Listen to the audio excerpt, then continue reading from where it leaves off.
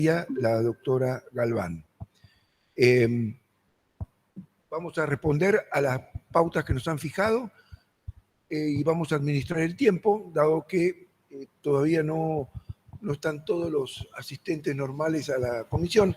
Así que vamos a invitar a hablar al doctor Dazo. El doctor Camerini, que está en primer lugar, avisó que no iba a venir. Así que pasamos directamente al doctor Dazo, quien le pedimos que pase para hacer la exposición de su ponencia Tratamiento concursal de los criptoactivos. Gracias, buen día. Buen día a todos. ¿Están despiertos ya? Miren que acá hace falta un poquito de atención. Bueno, sigo con el chiche que me fascinó en los últimos tiempos, que es la revolución digital y el derecho, la revolución cibernética y el derecho, quizás lo mejor, para ver un tema que realmente es uno de los que todavía requiere más trabajo de análisis y de desarrollo, porque está claro que, en base a lo que ayer expliqué, los que no estuvieron se lo perdieron, véanlo, vean la repetición por Teis Sports, se puede crear valor a través del negocio cibernético y este valor puede ser incorporado al patrimonio de una persona físico-jurídica. De hecho, es lo que pasa. Ahora, ¿cuál es la relación de este nuevo activo, criptoactivo, con el régimen de insolvencia? Y la verdad que ahí tenemos bastantes dificultades.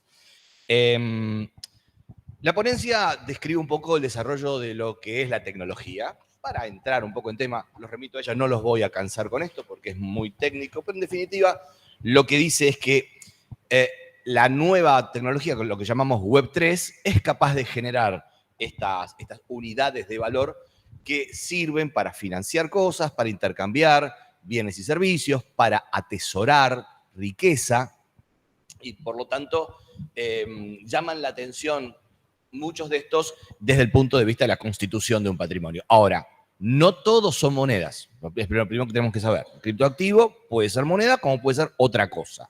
Puede ser un título de participación, puede ser un título financiero. Y a veces, entonces, también habrá que ver, caso por caso, el activo, que es un smart contract, en definitiva, es un programa que se ejecuta y se autoejecuta y genera esta posibilidad de ser valorizado en base a su capacidad de transaccionabilidad, de trazabilidad y transaccionabilidad, cómo lo trabajamos según sus aptitudes, ¿no? Si el smart contract es un token de participación, o como yo contaba ayer en el chat de Mamis, que lo que hace es darme acceso al Congreso, bueno, no es un criptoactivo financiero y es como si fuera la cuota del Jockey Club. Digamos, si yo quiebro, nadie hereda, mis acreedores no van a ser ahora, si es un token que me da la acción de la bolsa, es otra historia. Por lo cual, primero va a haber que ir caso por caso. En cuanto a si son asimilables o no a otros activos. Pero después, el tema es que cuando sí son dinero o moneda o título de crédito o valor, el problema es que la tecnología tiene dos puntas.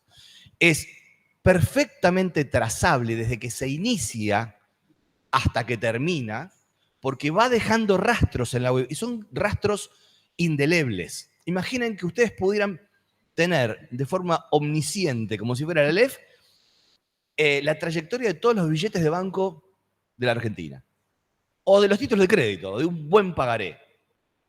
Bueno, y entonces, ¿qué pasa con estos activos? Pueden...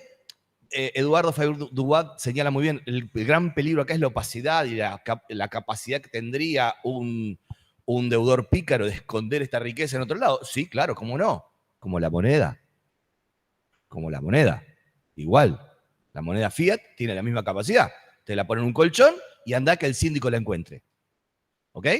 Entonces, en ese sentido no me parece más o menos peligroso. No es que fomente, no me parece eso, me parece sí al revés, que tenemos que prestar atención a cómo se construye el activo. ¿Por qué? Porque la diferencia del título de crédito y el billete de banco o el lingote de oro, esto es un dinero programable. De manera que el emisor, cuando lo emite, lo puede dotar de las capacidades de reconocer elementos externos a la transacción económica y reaccionar a ellos. Por ejemplo, a la insolvencia de quien lo emitió. De ahí que el smart contract se transforma en una nueva versión de esto, que esto es de ayer, o sea, estamos encima de una Ferrari nueva. Tiene previsto en sus cláusulas automáticas el bloqueo si el contrato se entera de que el emisor quebró o se presentó en concurso. ¿Esto es posible? Claro que es posible. ¿Es posible entre nosotros? Bueno, no sé. No sé. A mí no me gusta el argumento claudicante, aquí no podemos hacerlo. Lo primero que tenemos que entender es que sí podemos hacerlo, y para poder hacerlo primero hay que saberlo. Que existe, que se puede hacer, y después vemos si lo hacemos o no lo hacemos. Hay un ejemplo, y con esto termino. ¿Cómo vengo de tiempo? Bien. La tiro afuera. Déjame que la tiro afuera. Hay un caso de Estados Unidos llamado caso Hampton, que ilustra muy bien la capacidad de estas herramientas. En Estados Unidos ustedes se compran los autos por leasing, siempre. Los nuevos leasing tienen cláusula GPS y SID. ¿Qué significa eso? Que vos te compras el auto viene con un chip, y el dueño del auto sabe dónde está el auto. El dueño del auto es el banco o el fabricante. Vos sos el del leaser, vos sos el tomador. Lo tenés hasta que lo usás, vas pagando la cuota, y el smart contract dice que cuando la cuota no se debita, el auto se detiene. Y no lo puedes arrancar. Es tremendo. Desde el punto de vista de derecho privado es perfecto, porque para ellos la prenda es autoejecutable. Nosotros tendríamos algún problemita, digamos, pero podríamos programarlo de tal manera que se avisara a un juzgado y el juzgado sacara el orden de secuestro. No sé. Ahora bien, ¿qué pasó en el caso Hampton? En el caso Hampton, el tipo paga la primera cuota, la segunda cuota, la tercera cuota, y se presenta en proceso de reorganización. Y existiendo el automatic state, lo que sería la prohibición de pagos y qué sé yo, el sistema automáticamente le bloquea el coche. Hampton recurre al tribunal y el juez le dice daños y perjuicios a la compañía, porque no programó el smart contract como correspondía. Y todo eso se puede hacer. Muy bien, esto es un poco una noticia. En Córdoba tenemos uno de los expertos más importantes, es Sebastián Heredia explica que el derecho concursal no está preparado, el argentino, sobre todo, para transar con estas situaciones. Y con otros autores italianos dice que va a haber que adaptar, sobre todo, las normas de recomposición patrimonial, desapoderamiento, ineficacia a estas nuevas realidades. Pero en realidad la reacción vino más del lado de quienes crean. Aaron Wright, que es el jefe de Open Law, que es la base en base a la cual se escriben estos contratos, dice, muchachos, no, vengan por acá, que hay que escribirlos para que reaccionen los contratos. No es tanto el sistema de insolvencia que tiene que cambiar, sino el criptoactivo que tiene que estar hecho de tal o cual manera. Y si no está hecho de tal o cual manera, responsabilidad de quien lo emitió. Bueno, es eso.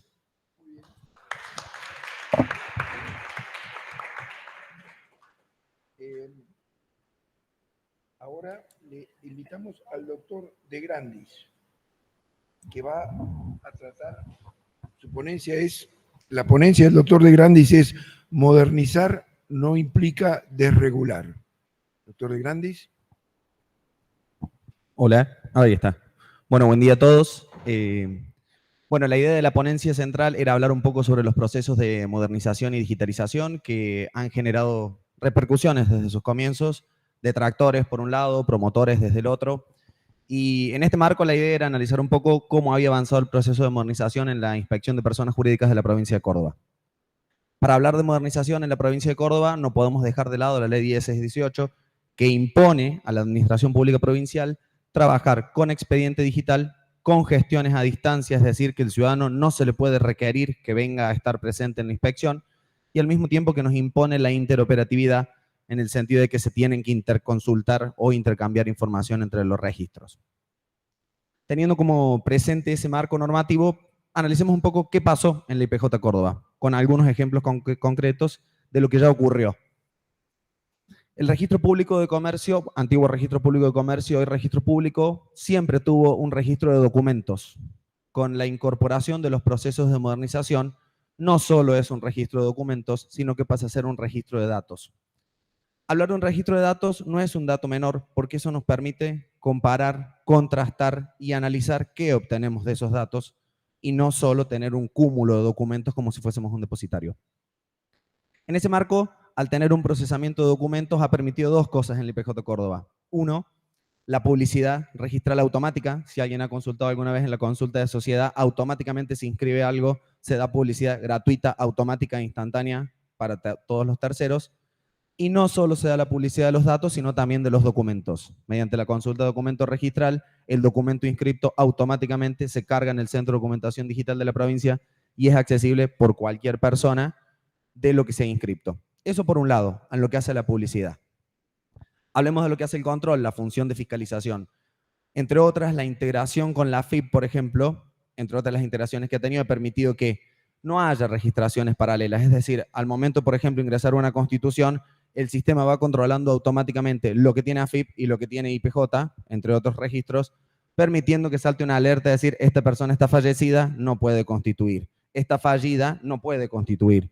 Está en el registro de contribuyentes dudosos, no puede constituir, y salten alertas. Eso hace que no tengamos, el Estado no vaya por detrás, en definitiva vaya previniendo, en vez de después alertar que había un fallecido constituyendo una sociedad, por ejemplo. Eso por mencionar algunas de las ventajas que ya existen. ¿Qué nos queda? Hemos llegado a un proceso de modernización. ¿Se puede mejorar? Sí. Pensemos en otros ejemplos. Integrarnos con otras reparticiones, es decir, Poder Judicial de la Nación, de la provincia, registros automotores, registros de la propiedad, de manera tal que la fusión no se inscriba hoy y la transferencia del inmueble se haga 3 años después y ese inmueble quede a nombre de una sociedad que ya no existe porque ha sido absorbida, sino instar a instancia de la inspección, valga la redundancia, las transferencias registrales y demás, como una novedad. Otra novedad podría ser, teniendo en consideración que los datos están registrados, hacer matrices de riesgo. Matrices de riesgo para decir, esta persona aparece en 5 sociedades, pues puede, es legal, pero ¿qué pasa? ¿No hay alguna alerta? En esta sede, San Juan al 200, se constituyen 5.000 sociedades. ¿No pasa algo raro? Podría ser la sede, no sé, de una empresa grande y no es un inconveniente, pero algo raro hay si encontramos una multiplicidad de sociedades en una sede que nada nos dice. ¿Qué importancia tiene ese tipo de matrices de riesgo? Que no solo colaboran con el Poder Judicial, en su caso, para la investigación de la comisión de delitos, sino que nos permitiría, digamos, levantar alertas tempranas para decir, che, en esta sede hay 500 sociedades, algo puede pasar.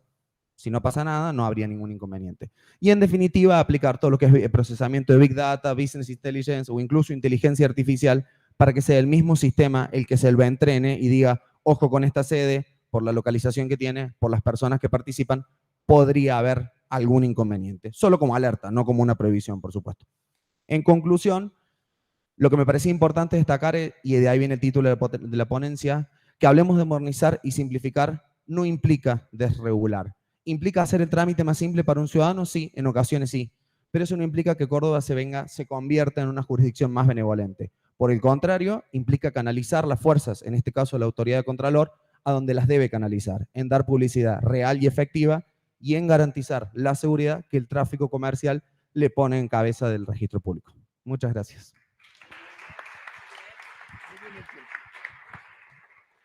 Bueno, hemos cumplido con el tiempo con la ponencia del doctor de Grandis y ahora llamamos al doctor Duprat.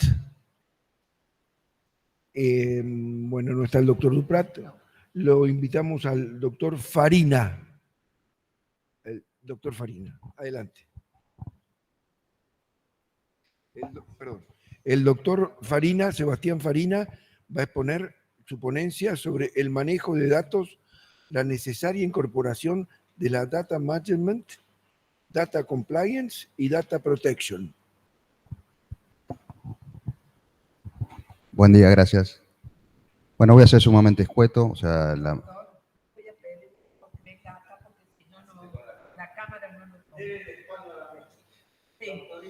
se puede, no hay problema.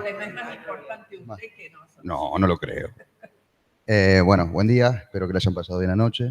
Yo voy a ser sumamente escueto, o sea, acá esto está totalmente relacionado con el manejo de datos, o sea, ¿no se escucha bien? ¿Ahí mejor? ¿Ahí se escucha el fondo? Bien, perfecto, bárbaro. La ponencia, bueno, es sumamente relacionada a la cuestión del manejo de datos, está muy vinculada a lo que decías vos, o sea, esto obviamente se dedicado al sector privado, a las empresas que se valen del manejo de datos. Hoy en día las pymes o las grandes empresas utilizan datos para mejorar la performance en cualquiera sea su actividad. Y obviamente los datos son la fuente principal de la inteligencia artificial, del Big Data. Obviamente el dato solo por sí mismo no tiene ningún tipo de valor. O sea, para que tenga valor se tiene que procesar, se tiene que aplicar, se tiene que, digamos, unir a todos los otros datos a través del sistema de lo que se llama el Machine Learning. Pero bueno, de eso surgen al menos dos cosas. Una es toda la información del Big Data, que apunta al aprendizaje de las máquinas para que tomen decisiones por sí mismas, ya en alguna instancia muy superior, o también orientado a lo que es el microtargeting, que es, por ejemplo, todo lo que nos pasa a nosotros cada vez que vamos recibiendo publicidades o nos van orientando el consumo o van prediciendo las cosas que vamos tratando de, o sea, abrimos el teléfono, nos llega una publicidad de esto, nos llega una publicidad de los otros, estamos buscando, no sé, es un electrodoméstico y me bombardean con publicidades. Eso es lo que se denomina el microtargeting. Bueno, ¿cómo se llega a esa circunstancia? Y nosotros a medida que vamos transitando por distintas páginas de internet, a través de los dispositivos, o transitando por la calle, las fotomultas, los registros biométricos y todas esas cosas, van depositando datos, que esos datos se van recopilando y de acuerdo a lo que hacemos voluntaria o involuntariamente, nos van, digamos, orientando en determinadas cuestiones. Las empresas obviamente utilizan esto y, por ejemplo, nosotros cuando nos metemos en alguna página de internet aparecen los términos y condiciones y normalmente ¿qué hacemos? Uno, cliqueamos, seguimos adelante y como si nada. Bueno, hay en esos términos y condiciones que se tardan promedio 16 minutos en leerlos. Yo creo que nadie lo debe haber leído nunca en su vida. Llegan, lo aplica, lo apretamos a aceptar y seguimos. Bueno, toda esa información, o sea, o al menos nos quiere decirnos qué van a hacer con todos los datos que nosotros vamos volcando. Los datos básicamente en estos casos son un desprendimiento de nuestra personalidad. Bueno, la cuestión es la siguiente, o lo que se viene a proponer con esta ponencia. En otras latitudes, justamente el manejo de estos datos generó muchos problemas, tanto el buen uso o el mal uso, el abuso de estos datos, y generó lo que en muchas empresas es obligatorio tener incorporado, al menos en la Unión Europea, que es el data management, el manejo responsable de esos datos. Y hay un montón de normativa que exige que todas las empresas que utilizan información o que se valen de datos para mejorar su performance, tanto para la inteligencia artificial como para el microtargeting, tengan lo que se denomina un DPO, que es un Data Protection Officer o una persona que sea el responsable de responder sobre cómo se manipulan esos datos, para tener una trazabilidad, una transparencia en la trazabilidad y en el manejo de todos esos datos. Estas figuras en distintas jurisdicciones de Europa son obligatorias y no tenerlas aplican distinto tipo de multas. Por ejemplo, las aplicaciones de los repartos y demás que se manejan, se valen de toda esa información para poder orientar el consumo de las personas, necesariamente tienen que tener una DPO. Acá en Argentina hay un montón de empresas, sobre todo las financieras, que ya tienen departamentos de data management y son verdaderamente muy, muy útiles a los efectos de determinar cómo se hace ese manejo de datos. Bueno, básicamente lo que yo estaba diciendo, que esto en algún momento va a llegar, entonces considero que no solamente es una muy buena práctica, sino también que está relacionado como la responsabilidad que tienen que tener los directores principalmente es de articular el funcionamiento de las sociedades con una persona especializada en esta materia, tener un departamento de data management. Básicamente, quizás en algún momento sea a futuro, obviamente, sea una herramienta obligatoria en las sociedades. Hoy no, pero sería muy útil, sobre todo para la salud del manejo de estos datos, que las empresas cuenten con estos operativos y eventualmente cada vez que se necesite determinar qué pasó con determinada información, como hace ahora la ley de habeas data, automáticamente el data officer viene y explica qué pasó. Si no, existe la responsabilidad. Bueno, básicamente es eso. Muchísimas gracias.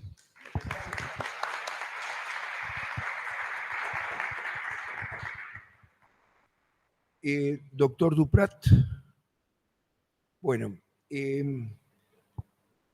tenemos la exposición de todas las ponencias, así que ahora vamos a abrir la lista de quienes quieran hacer un aporte, una pregunta. Así que, por favor, levanten la mano. Doctor Razo. ¿Nombre?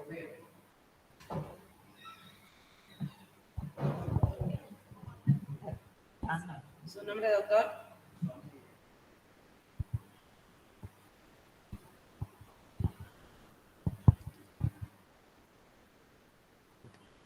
Richard. Bueno, dado que tenemos todavía unos 20 minutos, a los que quieran exponer, no les vamos a imponer el minuto, sino les vamos a dar la posibilidad de que se extiendan y vamos a administrar el tiempo en aproximadamente 3 minutos, 3, 4 minutos para que puedan explayarse sobre sus comentarios. Y después les vamos a dar a los ponentes también un tiempo del mismo orden para que hagan las respuestas o hagan los comentarios que consideren que correspondan. Doctor Dazo. Gracias. Las ponencias de los dos colegas me recordaron un par de temas tan íntimamente relacionados con lo que venimos trabajando. Uno es la capacidad que tiene esta tecnología de generar mucha información de mucho valor. Prevención y organización. Fantástico. Pero además, esta información se puede aprovechar para el mejor diseño de la ley. O sea, lo que dijo después el doctor Farías se completa una cosa con la otra. Yo hice ya, la primera intervención que a mí se me ocurrió en esto fue incorporar a los concursos formularios digitales. Entonces, cuando uno se presenta en el concurso y hace un montón de escritos en prosa, también da un montón de data, que esto puede organizarse en formularios interactivos que después le sirvan al juez para programar si la propuesta es buena o mala. Digamos, vengo con eso hace rato. Lo mismo debe hacerse con toda la información que volcamos en los formularios de ingreso de demandas o de sociedades para aprovechamiento no solo de la inspección, de todo el público en general, porque todos sabemos cuántas sociedades tenemos de un rubro, cuántas de otro, cuánto tiene un director, qué nivel de respeto a la cosa de género tenemos en los directorios. Y esa información pública que se trabaja a través de los métodos que contaba el doctor Farina, y es patrimonio de la nación eso. Hemos visto cómo los colombianos nos muestran los concursos en línea, las cosas que tienen, cómo los datos se mueven en el momento, los americanos también. Nosotros no hacemos aprovechamiento de eso. Y entonces se genera una gran cantidad de zonas grises, más la picardía, más la inestabilidad de la moneda, que hace que todo se vuelva muchísimo más débil. Que se puede aprovechar mucho eso. El otro tema, que es otro gran impacto en el derecho corporativo, es el compliance. O sea, la cultura del control del trabajo de la corporación ab inicio, y también del Estado ab inicio, requiere de personalidades específicas lo trabajamos ayer, con asignación de responsabilidades concretas en el diseño. Yo dije, un smart contract puede hacer un montón de cosas bien, pero también mal, porque hay que diseñarlo bien. ¿Y quién es el responsable de que se diseñe bien? El que lo escribe y su compliance officer. Entonces, esto completa una cosa con la otra. Era eso lo que quería decir. Gracias. Muy bien. Gracias. Doctor Romero. Doctor Romero.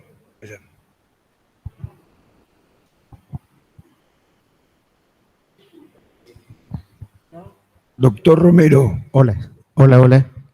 Dentro de lo que dijo el doctor De Grandis, referido al uso de los datos, él habló de una matriz de riesgo y los registros públicos son sujetos obligados de la UIF.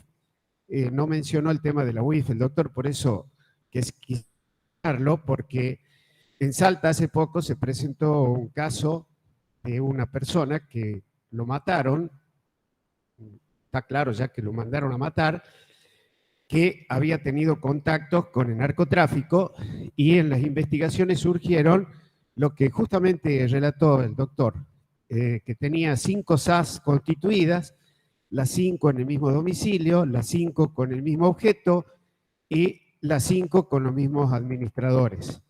Con una matriz de riesgo, al ser el registro público sujeto obligado de la UIF, tiene la obligación al menos de despertar una alerta de una operación sospechosa o hacer un informe de una operación inusual. Porque de última, si no tiene nada que ver este hombre con el lavado de dinero, lavado de activos, no pasa nada. Pero si tiene que ver, si realmente tiene que ver, la persona jurídica de Salta y el registro público de Salta se va a ver en serios problemas si no hizo el informe de reporte de operación sospechosa por no tener las matrices de riesgo y que despierten las matrices de riesgo que corresponden las señales de alerta. Yo creo que ese tema se tiene que tratar en todos los registros públicos de la Argentina, porque en cualquier momento se pueden ver involucrados en un serio problema, especialmente creo yo que van a tener que asumir los directivos de los registros públicos. Gracias, doctor Romero. Si es tan amable el doctor que va a hablar ahora, si me repite su apellido, por favor. Soneira. Bien. Felicitar a los colegas que han hecho las ponencias. Una pregunta para el doctor Dazo. ¿Cómo sería posible materializar el desapoderamiento en los criptoactivos? Ayer se generó un debate bastante interesante con el tema de aportes de criptoactivos y la ejecución forzada. Entonces, como contracara de ese debate, esa es la pregunta. Y también, bueno, en consonancia con lo que decía el doctor Romero recién, para el doctor De Grandis, el tema de los requerimientos de la Unidad de Información Financiera precisamente establecen esas pautas de riesgo para generar los reportes de operaciones sospechosas o los reportes de operaciones inusuales. La pregunta sería si sabe que Córdoba maneje matrices de riesgo propias o si seguía con los parámetros de la UIF. Gracias. Gracias. El doctor Richard.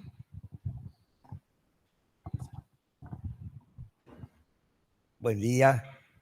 Yo no tengo duda de la utilidad de los smart contracts y del sistema blockchain para múltiples y para estas cosas que se dicen como que pueden romper el sistema de legalidad o de confianza. No habría mejor que esa información en tanto y en cuanto tuviera acceso público. O sea, no, los sistemas, inclusive blockchain, podrían llegar en esta etapa de globalización no solo a cada provincia, sistema nuestro, federal, sino a la República y quizás al mundo, porque esto es lo que el mundo está realmente globalizado. Los tokens y son de la globalización, pero nosotros seguimos aferrados a procedimientos locales. Quizás sin modificar la Constitución, que es lo que lleva a esto, la información de la AFIP con acceso público a esa información, no a modificarla, porque hay dos formas de... El token sirve para eventualmente modificar o transferir, pero el sistema blockchain puede permitir la información general. Yo creo que es una materia pendiente en este desarrollo, y lo que sí me preocupa son los tokens sin patrimonio atrás y sin responsable. Yo comparto totalmente lo que dijo Gustavo, que cuando hay una alteración eventual y daño, eventualmente debería tocarse el timbre al responsable. Pero los sistemas de blockchain que usa a algunas de las criptomonedas más comunes no permiten determinar quién es el titular. No existe patrimonio ninguno, ni bien los autos, etcétera, que referían, y tampoco se conoce quién es. Y por último, y para mí lo más serio, no son cerrados. Y esto se ha publicitado de que no son cerrados, o sea, se siguen emitiendo blockchain por alguien o por los smart contracts en relación a los mineros y a las granjas, ¿no? Así que bueno, esta es una visión. Con el doctor José Sala Mercado de hace varios años venimos trabajando en esto en común, y con discrepancias en el tema de la capitalización, del capitalismo financiero, que lo considero siempre negativo, no el sistema bancario, el capitalismo financiero, que está muy bien representado globalmente por la criptomoneda y otros sistemas más, y que estimo que son un poco lo que nos traen algunos dolores de cabeza en el mundo. Muchas gracias. Gracias. Ya hablaron todos. Bueno, ¿alguien más quiere hablar? Sí. Sí, La doctora escuchándolos Mercado Sala. a todos uno hace un raconto de memoria. Y el doctor De Grandi, una pregunta nada más que como inquietud. Todo esto es tan nuevo que fascina, pero obviamente que no está toda la gente capacitada para manejar el sistema. He visto en el tema de las sociedades de que la clave fiscal es la clave en general de uno de los gerentes o uno de los directores, etc. Pero en el sistema, y perdón por mi ignorancia, en el sistema cuando se va a cargar los datos en la AFIP, hay una ventana distinta a lo que es la persona física de lo que es donde debería cargarse el dato de la persona jurídica. Me consta de que hay empresas que con el tema de la pandemia y utilizaron o no las ayudas que dio el gobierno para los sueldos de los empleados que estaban las empresas paralizadas, se ha cargado erróneamente la devolución de esos fondos a nombre del titular físico de la clave y se ha obviado hacerlo a nombre en la ventanita de la persona jurídica, que en realidad él es el representante.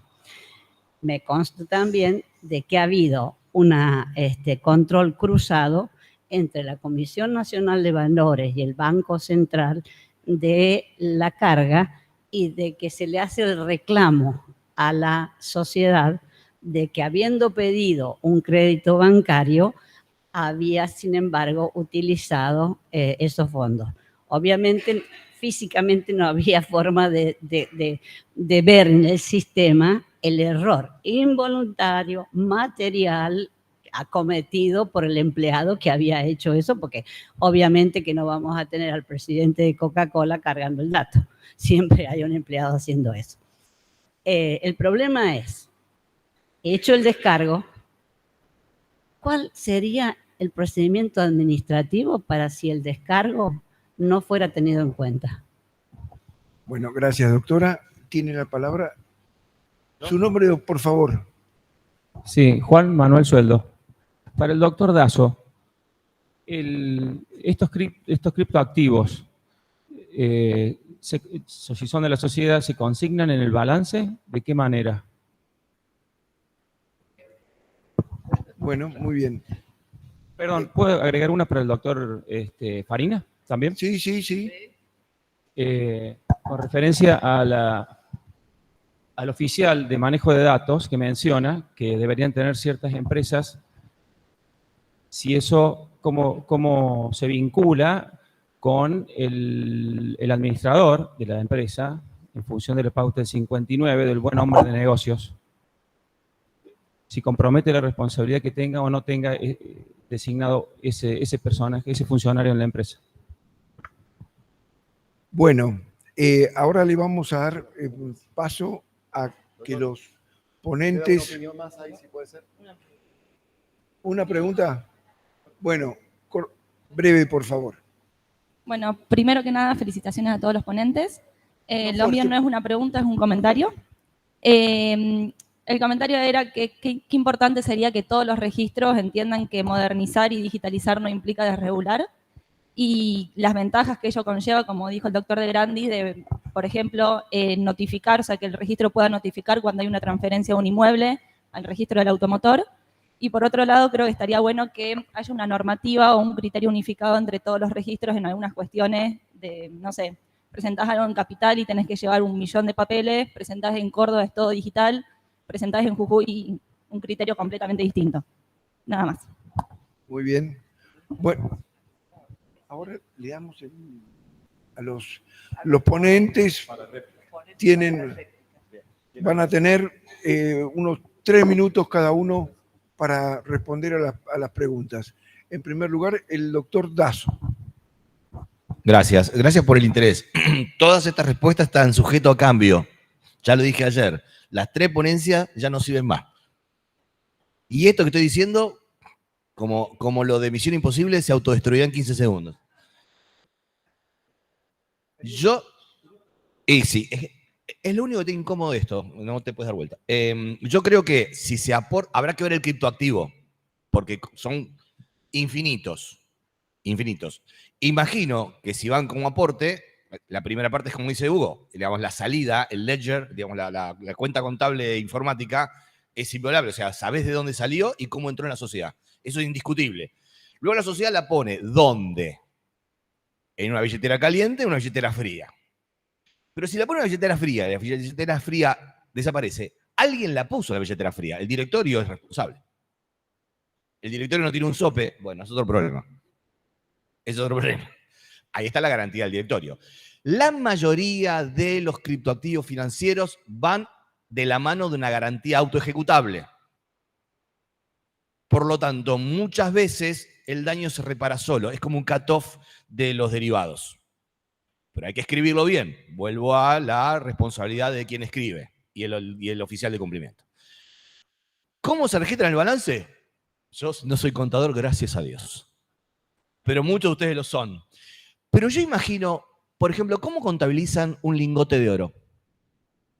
Activo no corriente, digo yo. ¿A qué valor? Nota a pie de balance. Al momento de... valía tanto y qué sé yo. Digo, ¿el Bitcoin es inestable? Sí, es inestable. Pero es una decisión de la compañía. Me pude haber comprado una libra esterlina. Y muy estable no está. Digo, yo creo que es perfectamente contabilizable. Ahora, como bien dice Hugo, anda a encontrarlo si se va a una billetera fría. Si se va a una billetera fría, lo bueno que tiene es que si lo querés monetizar de vuelta en el sistema y la tenés que pasar al sistema, el sistema avisa. Y vamos a saber dónde volvió a aparecer ese submarino que estaba bajo el mar en otro sitio. Habrá que esperar. Pero podría ocurrir que se transara, digamos, en el submundo, digamos, billetera fría contra billetera fría, y eso tarde años en volver a aparecer, puede ser. Pero igual que la plata en el colchón, lo mismo. O la plata en una caja de seguridad en un banco, lo mismo, ¿no? No es perfecto, pero sí ahorra muchos pasos, sí moviliza mucha riqueza, sí sirve para muchas cosas que la economía real está haciendo cruje. Y como te digo, es una reacción, lo dije ayer, es una reacción cultural. Entonces hay que aprenderla. Tabicarla no va a servir.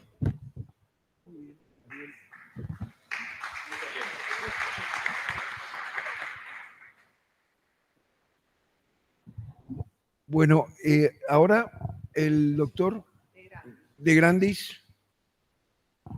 Hola. Bueno, en primer lugar, muchas gracias por la atención y las preguntas. Intentando unir un poco la pregunta del doctor Romero y el doctor Zoneira, sí, la propuesta de la ponencia es sin detrimento de las obligaciones que pesan sobre el IPJ como sujeto obligado, como oficial de cumplimiento y sin perjuicio de todas las actividades que el IPJ lleva en coordinación con la UIF para además cumplir los requerimientos que hace el GAFI a la UIF y la UIF a la IPJ. La propuesta que tiene por ahí la ponencia es, y a la pregunta del doctor Zoneira, sí se está trabajando con las matrices de riesgo de la UIF, pero por ahí la propuesta incluye creación de matrices propias, que la novedad que tendrían sea que sean articuladas con inteligencia artificial, que eso no está previsto dentro de las matrices de riesgo de la UIF, de manera tal que salten alertas tempranas automáticas o incluso previo al ingreso del trámite. No como bloqueos por ahí del trámite, pero sí como alertas para que no haya ese tipo de incumplimientos. Y esa sería un poco la novedad, ¿no? De incorporarle un sistema de inteligencia artificial que se vaya entrenando y autoentrenando, como lo vimos ayer en una de las ponencias de inteligencia artificial. En cuanto a la tercera pregunta, habría que analizar el caso de ante quién se presenta. Particularmente eso no se presentaría ante la IPJ. Sí, estimo, no por lo de la clave fiscal de AFIP, que desconozco, sí, para lo de Ciudadano Digital, a uno le permite actuar a título propio o a título en representación de... Habría que analizar en su caso si ha sido por error, pero sería muy difícil poder responderlo sin saber ante quién se presenta. Sí, con certeza no va ante la IPJ, porque podría ser una actuación por otro, habría que analizarlo, pero lamentablemente no podría dar más precisión porque no se tramitaría ante la IPJ. Bueno, nada, muchas gracias a todos.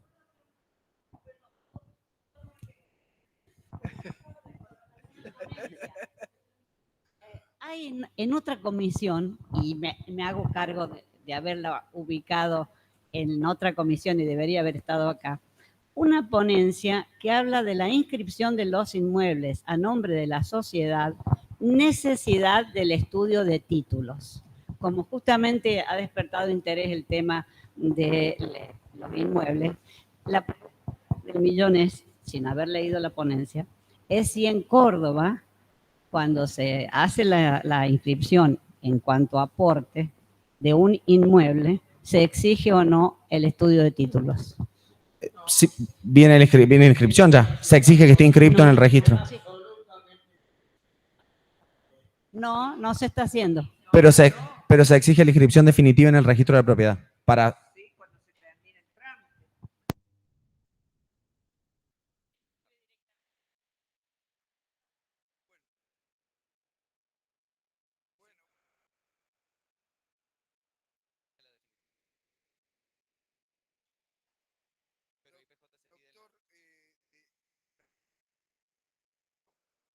Simplemente está hablando, doctora, en el marco de una constitución, dice usted, se pide la inscripción definitiva. Sí, se pide, se tramita la quit provisoria y se pide la inscripción definitiva en el registro de la propiedad. ¿Y lo hace el escribano? Claro.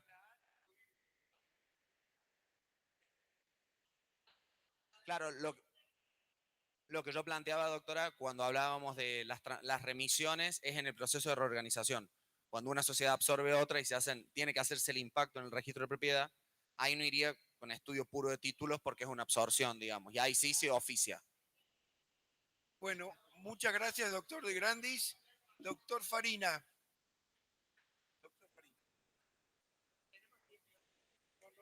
Acá. ¿Estamos? Bueno, respecto al artículo 59. Doctor Farina, acá, por favor. No me gusta ser protagonista. ¿Se escucha así? Respecto del artículo 59, está previsto en la ponencia justamente que entiendo que sí. Y de la mano con lo que dijo el doctor Dazo, justamente el data management implica también el data compliance, que en otras latitudes es totalmente obligatorio. Bueno, muy bien, muchas gracias. Bueno, hemos concluido con las ponencias. Les agradezco mucho a los ponentes, a los que han participado y han colaborado. Y bueno, a la doctora Alem, que me han ido. Y bueno, tenemos un temario que la decana de la Facultad de Ciencias Económicas, antes de ayer, señalaba que se trataba de los temas modernos, de eso. Bueno, creo que en esta comisión, en esta unidad, hemos podido palpar la exactitud de esa observación. Bueno,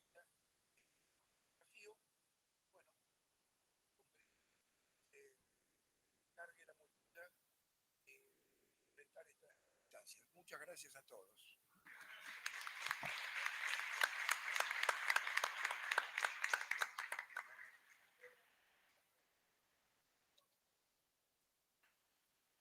Bueno, hemos terminado en la hora exacta, como le gusta al doctor Richard y a mí también.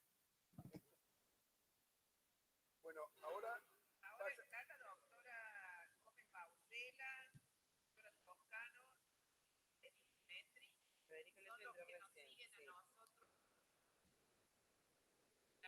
Muy bien.